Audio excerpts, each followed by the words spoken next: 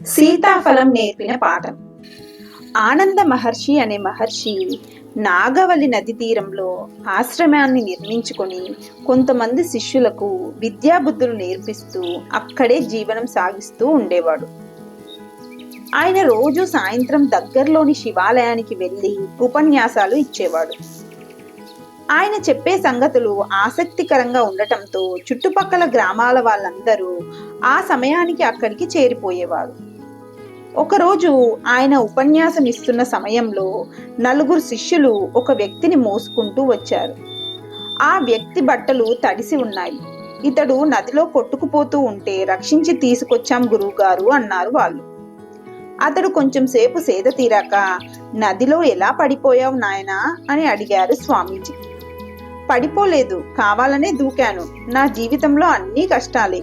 ఏ పని చేసినా కలిసి రాలేదు. ఆఖరికి భార్యా పిల్లల్ని కూడా పోషించుకోలేక జీవితం మీద విరక్తితో చచ్చిపోదామని ఇలా చేశాను అన్నాడు. అంతా విన్న స్వామీజీ, సరే బాగా నీరసంగా ఉన్నావు, ఈ పండు తిను అంటూ ఒక సీతాఫలాన్ని అందించారు.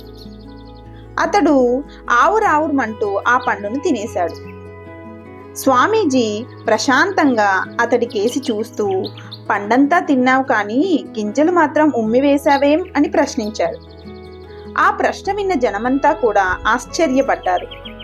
ఆ వ్యక్తి మాత్రం పకాల్న నవ్వి, గింజలు తినడానికి పనికిరావుగా స్వామి, అందుకే ఉమ్మేశాను అన్నాడు. మరి గింజలు అడ్డురాగానే తినడం మానేయలేకపోయావా అంటూ మరో ప్రశ్న వేశారు స్వామీజీ. ఇంత తీయగా ఉన్న పండును గింజల కోసం వదులుకుంటామా స్వామి, మీరు మరీ విడ్డూరంగా అడుగుతున్నారే అన్నాడా వ్యక్తి.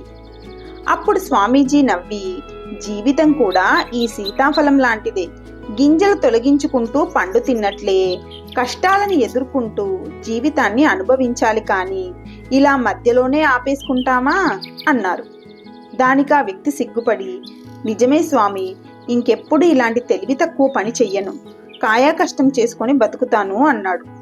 ఇదంతా చూస్తున్న గ్రామస్తులందరూ ఆనందంగా చప్పట్లు కొట్టారు.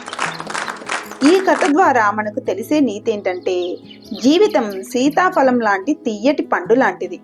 మధ్యలో కొన్ని గింజలు అంటే కష్టాలు సమస్యలు ఉన్నా వాటిని తీసేస్తూ జీవితాన్ని ఆస్వాదించాలి అని.